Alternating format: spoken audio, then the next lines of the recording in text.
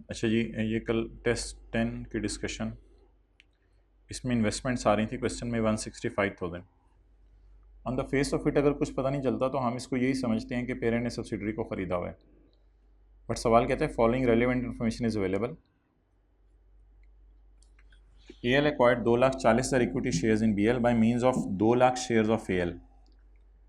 यानी orange brief case में 2,40,000 share जो है वो हमारे पास आए और बदले में हमने 2 लाख शेयर अपने दिए, तो ये इसने वाजे लिख दिया, हमें कोई निकालना नहीं पड़ा। Bye means of a cash payment of 1.5 lakh and a contingent consideration, कुछ प्राइस हमने डिपेंडेंट रखी थी। एडजस्टमेंट 2 में कहते हैं, मैं उसकी डिटेल देता हूँ। Market price of shares in AL is 1.2 पर share and the market price of shares before acquisition का मतलब एक दिन पहले एट एक्विजिशन ही होता है, ऑफ JL वॉज 0.95। इसको हम इग्नोर करेंगे क्योंकि NCI को प्रोपोर्शनेट पे रखा हुआ था। Share exchange has not been recorded, ये फाइनेंशियल स्टेटमेंट्स में रिकॉर्ड नहीं हुई। और इसी तरह सवाल में आगे लिखा हुआ था contingent consideration has not been recorded, ये भी रिकॉर्ड नहीं हुई। तो ये दो एंट्री सवाल कह रहा था रिकॉर्ड नहीं हुई। कैश की एंट्री अकाउंटेंट भूलता नहीं है कभी। अच्छा, द मार्केट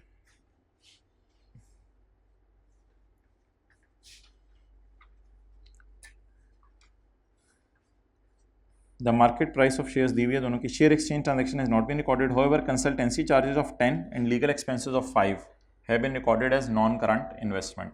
इनको हमने नॉन करंट इन्वेस्टमेंट के तौर पे रिकॉर्ड कर लिया। तो working 1.1 investment as per question is 165।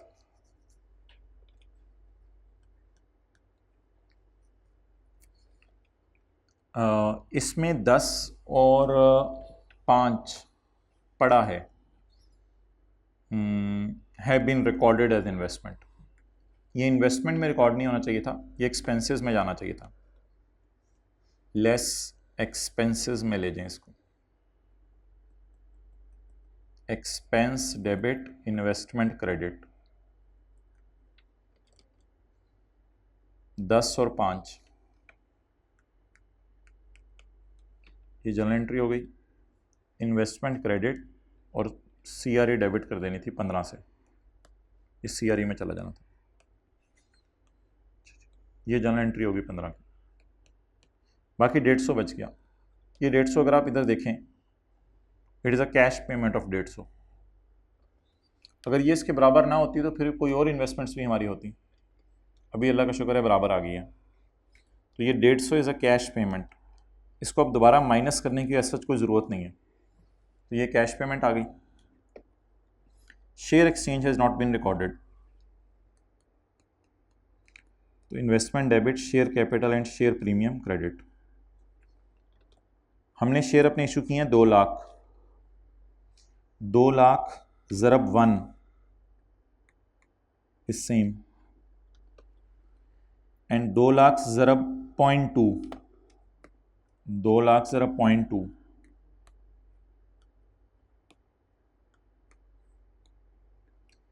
अब इन्वेस्टमेंट में आपने 240 डाल देना था क्योंकि ये एंट्री नहीं हुई, और शेयर कैपिटल और शेयर प्रीमियम में आपने 240 डाल देना था। थोड़े से पैसे ले लो, थोड़े से शेयर ले लो। अच्छा,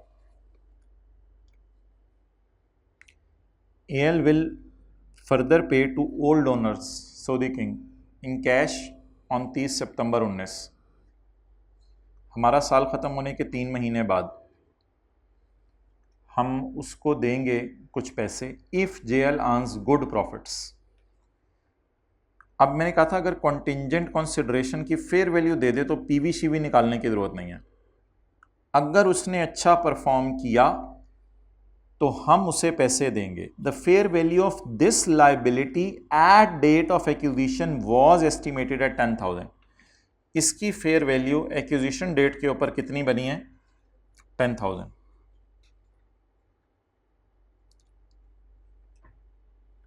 पेज नंबर 27। ठीक है, ऑनलाइन में हाशिर भाई, ये पेज नंबर 27 वाली जो कल आपने बात की थी ना, मुझे दुख हुआ था कि पेज 27 किया नहीं हुआ था। ऐसी बातें ना किया करें हाशिर सरगोदा में बैठ के। Page number 27। ठीक है अली भाई, आप भी डिस्कशन ले रहे होंगे। Recording of contingent consideration at fair value on the date of acquisition, investment debit payable to Saudi king credit. 27 नहीं माजरत, 27 के मेरे जहन में कहाँ से आ गया? 10 था ना। 27 की क्या बात चल रही थी? क्यों जहन में आया? सोच के बताएं क्यों जहन में आया, पता नहीं क्यों आया। क्या? अच्छा 10 ये हो गया। But at 30 June 19 it's value was estimated at 2000। अब ये कैरी डाउन है एट 2000, डिक्रीज बाय या इंक्रीज बाय नहीं, इसकी वैल्यू 2000 रह गई है। अब हम 10,000 और 2000 को जब वर्सेस वाली कैलकुलेशन से गुजारेंगे तो इसका मतलब है उसने अच्छा परफॉर्म नहीं किया। तो अब हम सोच रहे हैं 10,000 नहीं देने, ईयर एंड पे खड़े होकर हमारा अंदाजा है कि 3 महीने बाद 2000 देने पड़ेंगे। तो the liability has decreased bye 8,000। 10 वाले को अगर 2 देने पड़े तो हमें 8 की खुशी आएगी, क्योंकि लाइबिलिटी को हमने गिराना है। अब हमने जब 10 को वर्सेस से गुजारा 2 के साथ, तो 10 की बजाय 2 देने तो 8 नहीं देने, तो 8 से लाइबिलिटी डेबिट और खुशी क्रेडिट। एडजस्टमेंट इसलिए शायद टेस्ट में ना हुई हो कि क्लास में सिर्फ एक दफा की थी। लाइबिलिटी डेबिट और खुशी क्रेडिट, ये खुशी सीआरई में चली जानी थी, लाइबिलिटी 10 - 8 किताबों में खुद ही 2 पे आ जानी थी।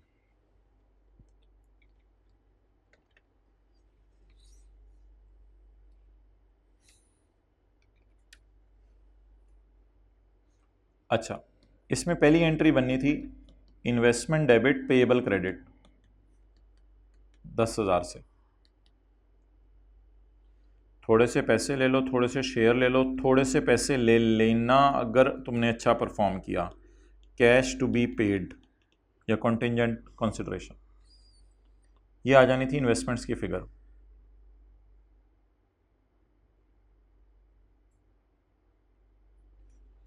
अच्छा, लेकिन एक एंट्री और होनी थी जो मैं इसके नीचे नहीं कर रहा, इसके सामने कर रहा हूं। 10 की लाइबिलिटी है, हमने पे करनी है 2 रुपए पे, तो 8 की खुशी आई। पेएबल डेबिट और सीआरई क्रेडिट, और P&L में इसको अदर इनकम में डालेंगे, ये 8 की खुशी आ गई। तो ये 2 एंट्रीज हमने पोस्ट करनी थी। एक बार याद रखिएगा, एक्विजिशन डेट के बाद खुशी आए या गम आए, कभी भी इन्वेस्टमेंट में नहीं लेके जाना, तो इन्वेस्टमेंट को हिट नहीं करना। Next, everything was very easy. Now I am moving toward, यार ये टेस्ट में बिल्डिंग था, पता नहीं अब वो लिखा नहीं। ये एडजस्टमेंट जी VII ए के डेटर में पड़ा हुआ है 15,000 एट 30 जून 19।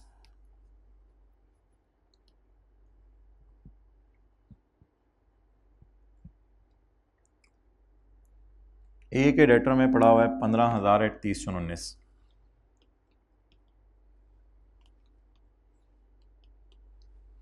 डेटर गाइड करते हैं। This differ due to payable of JL। JL subsidiary दावा कर रही थी कि मेरे पेबल में इतना नहीं आ रहा, क्योंकि मैंने एक पेमेंट कर दी हुई है 7,000 की, जो मैंने की थी जून में, लेकिन उसे मिली है अगले साल। तो सब्सिडरी ने कितने भेजे होंगे जो उसको नहीं मिले होंगे? तो ये अजीब सवाल था जिसने कैश इन ट्रांजिट दिया हुआ था।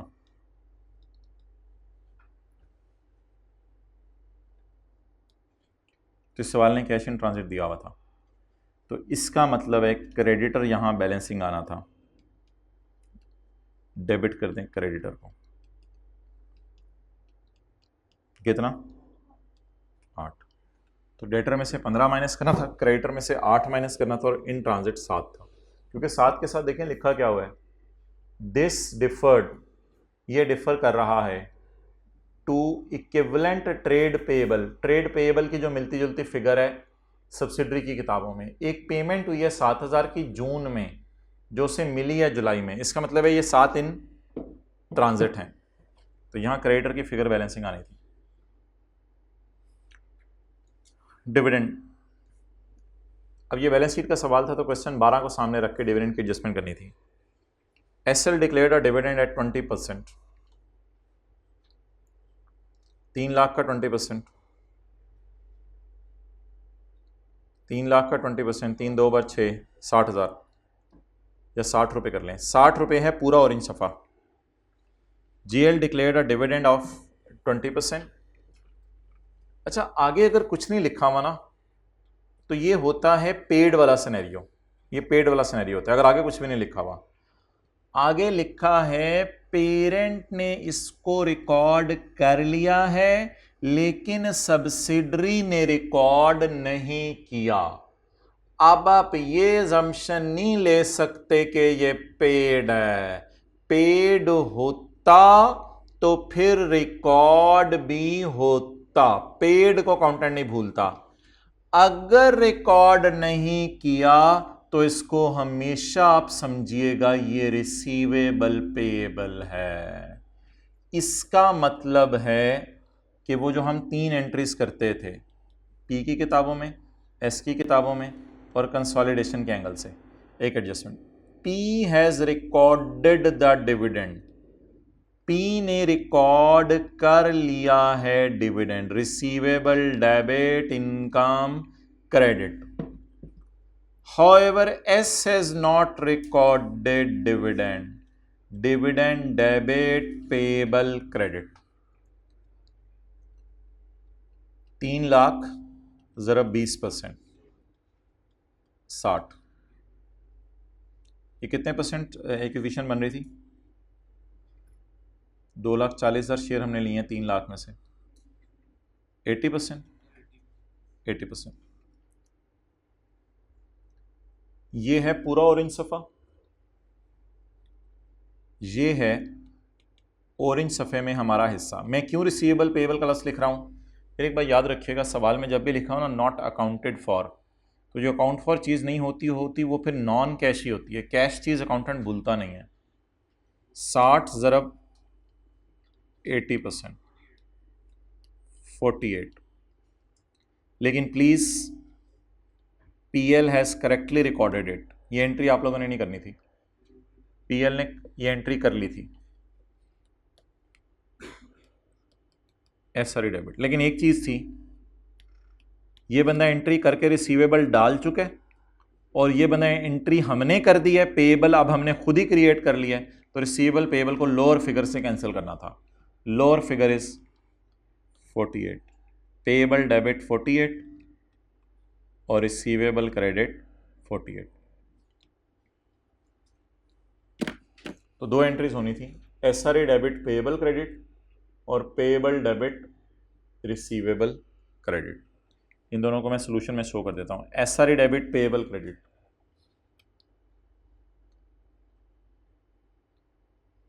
एसआरई डेबिट 60,000 से और पेएबल क्रेडिट 60,000 से।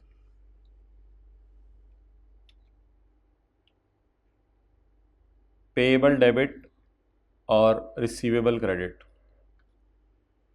रिसीवेबल पेएबल डेबिट और रिसीवेबल क्रेडिट। और ये कैश इन ट्रांजिट, भाई इसमें बच्चे शो करते हैं फिर भी पूरे मार्क्स दे देना, अलग से शो करना ज़रूरी नहीं है, कैश इन ट्रांजिट भी तो करंट एसेट ही है। तो ठीक है जी, अस्सलाम वालेकुम।